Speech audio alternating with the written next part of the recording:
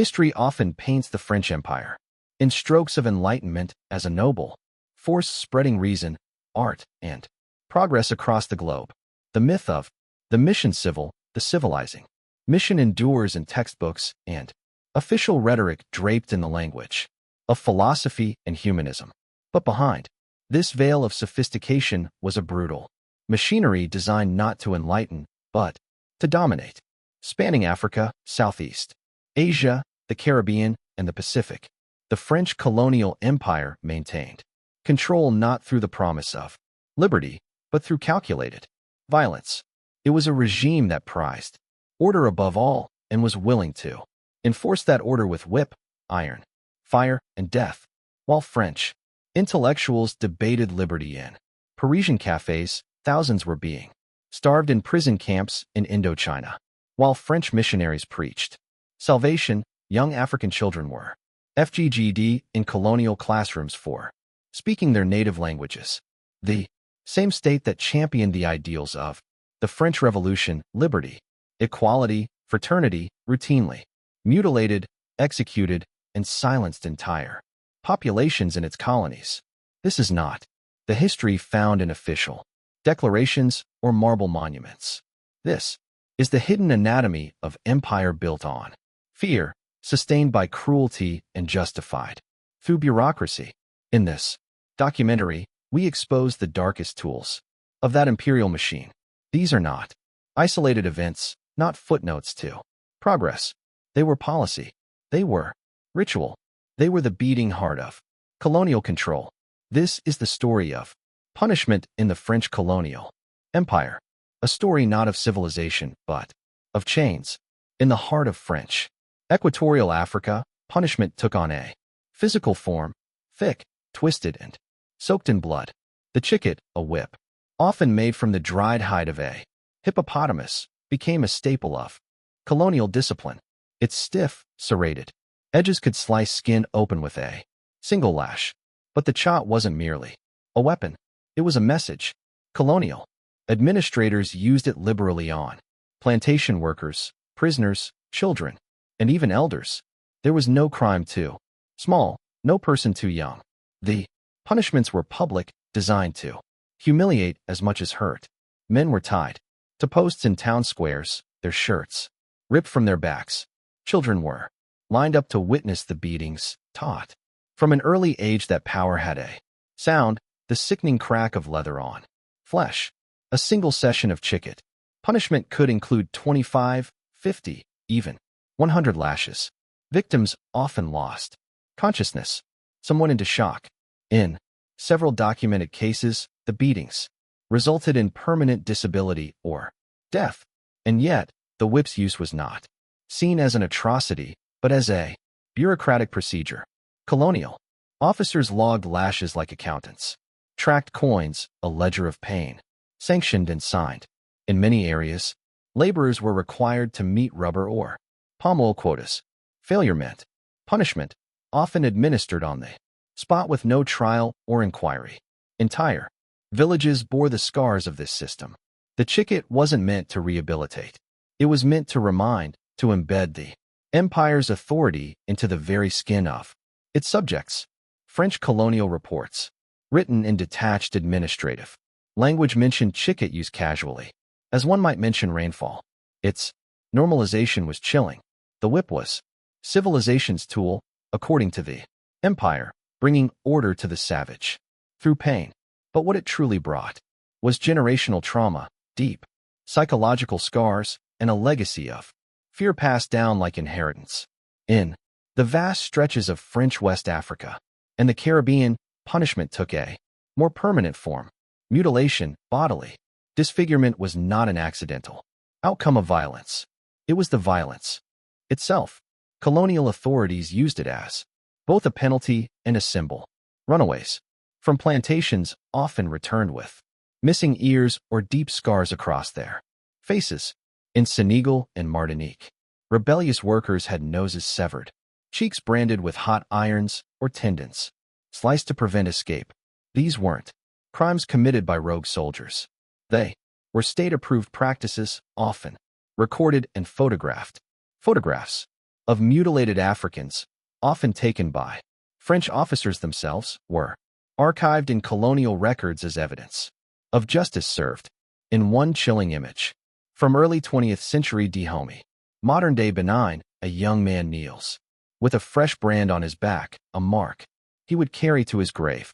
The caption beneath reads, "Not with horror, but with pride." The empire, it seemed, wanted proof of its reach. Brutality was not only physical, it was also psychological. The idea was to render the victim not only helpless, but visibly marked, an example to others. In tight-knit communities, these mutilations became shameful reminders. A missing ear or a burn mark spoke louder than any sermon from the pulpit. It whispered, "Resist, and this will be you." Some punishments were carried out in front of entire villages. Others were done secretly, and the victims released, broken, silent, afraid to speak. Both methods worked toward the same goal: total control through fear. The term branding the savage was sometimes used, not just metaphorically. The empire sought to shape the identities of its subjects through pain. If the whip taught obedience, mutilation taught finality. A person marked by the state was no longer their own. They belonged to the empire, now in flesh and in memory. In French Indochina, encompassing present-day Vietnam, Laos, and Cambodia, punishment evolved into systemic imprisonment. The region was dotted with labor camps that masqueraded as reform institutions, but were in reality death sentences in slow motion. Prisoners included common criminals, dissident, and sometimes simply the poor. Many were arrested on vague charges: disrespect toward authority, failure to pay tax, or suspicion of subversion. Once inside, they were put to work breaking stones, draining swamps, hauling timber in suffocating heat and monsoon downpours. Camps like Pulo Condor became infamous. Situated on an isolated island, prisoners there endured days without food, filthy water, and constant surveillance. Forced to labor barefoot through rocky jungle terrain, their feet became infected and bloodied. Illnesses spread rapidly: malaria, dysentery, tuberculosis, killing dozens each week. Punishment inside the camps included solitary confinement in pitch black cells called tiger cages. Prisoners were shackled to the floor, left in darkness for weeks. Some went blind, others lost their minds, and still labor was demanded the moment they were released. French overseers operated with impunity. Guards beat inmates with wooden clubs. Political prisoners, especially those suspected of harboring nationalist sentiments, were treated the worst. Their hands were crushed, their fingernails pulled out. Sometimes they were starved for weeks, their rations reduced to water and a handful of rice. Survivors of these camps described them not as prisons, but as living graft. Some even called them coffins on land. To be sentenced there was to disappear. Families never heard back. Wives waited decades. Children grew old searching for answers. And yet these camps were praised in Paris as efficient, as necessary for the maintenance of imperial peace. The real purpose was clear: to break the body, erode the will, and turn potential revolutionaries into silent ghosts. Off the coast of French Guiana lay Devil's Island, a name that evokes dread even now. But this was no legend. It was the centerpiece of a brutal penal system used by the French for over a century, and it was just one of many such colonies scattered across the empire. On Devil's Island, prisoners endured a living nightmare. They were dropped into a world of sweltering heat, disease-ridden waters, and total isolation. Surrounded by treacherous jungle and shark-infested waters, escape was nearly impossible. But escape wasn't even the point. These islands were designed for disappearance. Inmates were shackled at night to prevent suicide or rebellion. Meals were minimal, often moldy bread, spoiled meat, or thin broth. Medical care was nearly non-existent. Many died of malaria, yellow fever, or infections from untreated wounds. Some prisoners had committed crimes: theft, forgery, smuggling, but others had simply criticized the empire. Writers, union organizers, anti-colonial activists, all swept away to rot in silence. Punishment was layered. Beyond the deprivation of liberty, inmates were subjected to forced labor, clearing jungle, building walls, burying the dead. Those who resisted were whipped or confined to dry cells without water for days. Perhaps most chilling was the rule of relegation, a policy that required certain convicts to remain on the islands even after serving their sentences. They were denied return to France, condemned to die in exile. The most famous prisoner, Captain Alfred Dreyfus, falsely accused of treason, described the psychological torment as worse than the physical. Time stopped. Minds unraveled. For the French public, these colonies were a necessary evil. For the prisoners, they were hell. Crafted by men, sanctioned by law, and operated under the flag of civilization. The classroom under French colonial rule was not a sanctuary of knowledge. It was a battlefield for identity. In African and Southeast Asian colonies, native children were required to attend French-run schools. On paper, it was progress. In practice, it was indoctrination enforced through violence. Children who spoke their mother tongues were punished severely. A single word in Wolof, Malagasy, or Care could earn a child lashes with a cane, time on their knees at top sharp gravel, or hours spent standing motionless in the sun. Teachers, often French nationals or trained colonial subjects, were given wide leeway to discipline students. Corporal punishment was not only allowed, it was encouraged. It was seen as necessary to civilize native children, to make them obedient, passive, and French. Lessons included long recitations of French history, geography, and culture. Meanwhile, local history was either erased or portrayed as savage. Students were forced to adopt French names. Native religion and traditions were mocked. The trauma ran deep. Generations of children grew up believing their own cultures were backward, their languages inferior, their parents ignorant. This was not education. It was cultural erasure. And when children resisted, spoke out, misbehaved, or showed pride in their heritage, the beatings intensified. Some were expelled, others imprisoned. A few disappeared entirely, last seen being taken into the headmaster's office, never to return. The classroom became a space of fear. Knowledge was tied to pain, and behind every lesson stood the threat of punishment, not for learning, but for remembering who you were. Empire thrives on fear, and few tools instilled it more effectively than the spectacle of public execution. In colonial Algeria, the guillotine was brought from France and erected in city centers.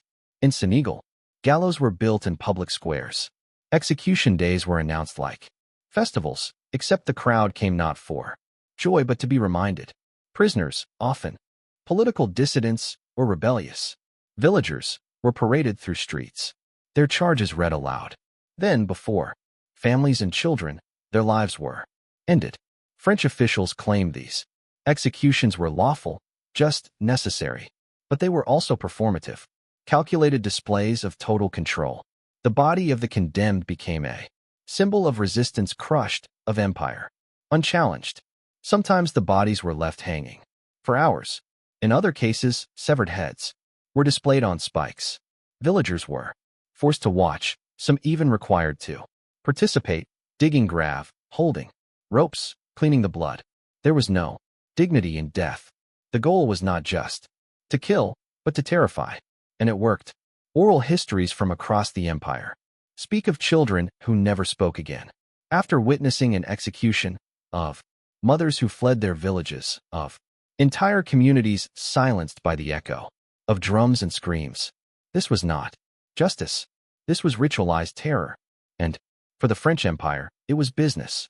As usual, the French Colonial Empire did not build its dominion on the strength of its ideas. It built it on punishment, on whips and irons, on mutilated bodies, and broken minds, on the fear of speaking, resisting, remembering. For all its talk of reason and enlightenment, it ruled through darkness. It carved scars into generations, reshaping identities. Through pain, the tools it used were not accidents of history. They were deliberate, refined, codified in law. and carried out in silence. This legacy remains. It echoes in broken systems, in inherited trauma, in languages forgotten, and cultures erased. And yet, in many histories, it is still denied, glossed over by monuments, drowned beneath marble statues and sanitized textbooks. But history cannot heal what it refuses to confront. These punishments were not peripheral. They were the core, the true foundation upon which the empire stood. To remember them is not to dwell in darkness. It is to face the truth, however unsettling, because only through truth can justice begin. Pour into the courtyard, not with swords, but with quills and inkpots. They move like administrators. To the Ottoman Empire, these women aren't people. They're inventory, property, to be catalogued. A translator steps forward, a Greek man whose voice shakes with shame. By order of Sultan Mehmed II, all subjects must submit to the sublime authority. Those who convert will be protected. Those who refuse will face the consequences of rebellion. Sister Aleliana steps forward. Her face is calm. It's more than calm. It's almost serene, the kind of calm that comes from having made a decision and being at peace with whatever follows. She speaks not to the soldiers, but directly to the translator. She speaks in Greek, so clear that every soldier in the courtyard understands, even without translation. Tell your sultan that we have already given our lives to a king. We have given our souls to Christ. We have nothing left to surrender to any earthly power. We will not convert. We will not deny our God. We will not speak the words you want us to speak. The officer in charge, a man named Hassan Pasha, whose name appears in Ottoman military records from the 1470 Thessala, doesn't respond with anger. His face doesn't flush. He doesn't shout or threaten. Instead, something else happens. A smile crosses his face. A slow, patient smile. The smile of someone who knows something that the nuns don't yet understand. The Ottomans have perfected something far more sophisticated than conquest through violence. They have perfected the art of breaking people without killing them. Hassan Pasha has already done this in Maria. He's done it in Wakia. He's done it in the ruins of Serbian monasteries, where monks thought their faith would protect them. He knows exactly what will happen next. He's been through this before. That night, they're locked inside their own chapel. No food, no crowd. They did not announce every step before it was taken. They moved silently, and the world only noticed. When the work was complete, builders build in silence. Creators create in silence. Warriors train in silence. The noise comes only after the victory, never before it. You must train yourself to hold your tongue. Let others waste their time in endless chatter while you execute in silence. Do not broadcast your intentions. Do not reveal your strategies. Do not open the door for envy and sabotage. Guard your vision like a treasure because it is. If you reveal it too soon, you invite destruction. If you protect it, you give it the chance to grow strong enough to stand on its own. When you chase your goals in silence, you keep your focus pure. There is no distraction, no outside noise, no interference. Every ounce of energy goes into the work, not into defending it. And when the work is finished, when the dream becomes reality, the result will announce itself with a force no words could ever match. Do you know why people love to talk about their plans? Because it feels like progress. It gives a temporary high. They get the applause now without doing the work. But that applause is empty. Because when it is time to execute, they have nothing left inside. They have already burned the fire of their ambition and talk. They became satisfied with words instead of hungry for results. Don't fall into that trap. Silence requires strength. Silence requires patience. Silence requires discipline. It takes courage to hold back your words, to resist the temptation of announcing your dreams, to endure the waiting without recognition. But those who master silence are the ones who shock the world. They appear suddenly, without warning, carrying a result so powerful that no one saw it coming and no one can deny it. Remember this: promises fade, excuses multiply, but results remain. You do not have to prove yourself to anyone in advance. You do not have to justify your vision. You do. Yes. Start small. Try a new skill where stakes are low. Celebrate efforts, not just outcomes. Third, lack of motivation. Days when you feel meh. Motivation is fickle. Discipline is reliable. Build habits with cues, routines, rewards. James Clear's model. Vision boards remind why. When low, recall your why. Family, freedom, legacy. Fourth, overwhelm. Too much info. Books, courses, advice. Paralysis by analysis. Solution, prioritize. Pick one area, e.g., finance. Master it before moving. Use Pareto's 80-20 rule. 80% results from 20% efforts. Fifth, negative self-talk. That inner critic saying, you're not smart enough. From limiting beliefs. Challenge it with affirmations. Evidence-based. List past wins. Therapy or coaching if deep-rooted. Sixth, time constraints. Busy life. Audit time. Average person spends 2+ hours on social media. Reclaim it. Batch tasks. Say no to non-essentials. Delegate. Seventh, financial barriers. Courses cost money, but free resources abound. YouTube, libraries, podcasts. Start there. Invest in self as budget allows. Returns are high. Eighth, UNS supportive environment. Friends mock your efforts. You're changing. Surround with like-minded. Join online communities, masterminds. Limit toxic influences. Ninth, plateaus. Growth stalls. Normal. S-curve of learning. Push through with new challenges. Seek feedback. 10th, burnout. Overdoing it. Balance with rest, hobbies. Mindfulness prevents. Now, deeper dive into psychological challenges. Cognitive biases like confirmation bias, seeking info that confirms beliefs, ignoring growth opportunities. Counter with diverse reading. Imposter syndrome, feeling like a fraud despite success. Common in high achievers. Acknowledge achievements. Mentor others to reinforce expertise. Perfectionism, waiting for ideal conditions. Done is better than perfect. MVP mindset from startups.